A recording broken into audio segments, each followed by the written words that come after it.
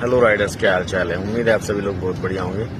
दोस्तों, ये वीडियो मेरे उन सभी दोस्तों के लिए मैं बना रहा हूँ जो एज ए राइडर और एज ए डिलीवरी पार्टनर किसी भी कंपनी में जॉब कर रहे हैं और अपनी मेहनत के हिसाब से पैसा भी कमा रहे होंगे। लेकिन हम में से ज़्यादातर लोगों को ये बात अच्छी तरीके से पता है कि जब तक हम यहाँ पे गधा मजदूरी कर रहे हैं तब तक तो पैसा बन रहा है, उसके बाद यहाँ पर कोई फ्यूचर नहीं है ऐसी कंपनियों में। ज़्यादातर डिलीवरी पार्टनर्स को ये बात पता चल गई है।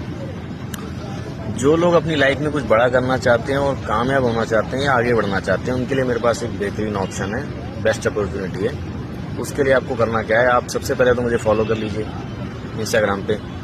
प्रोफाइल में जाइए, वहां पर मैंने एक व्हाट्सएप ग्रुप का लिंक दिया हुआ है। आप हमारे साथ उस ग्रुप में जुड़ करके इस कॉन्सेप्ट और इस प्रोसेस के बारे में समझ सकते हैं। और कॉन्सेप्ट अगर आपको समझ में आता है तो इस बात की गारंटी है कि आप अपने काम के साथ साथ में हमारे साथ काम करके अगले साल 6 महीने में एक हैंडसम इनकम बना सकते हैं, वो भी विदाउट इन्वेस्टमेंट।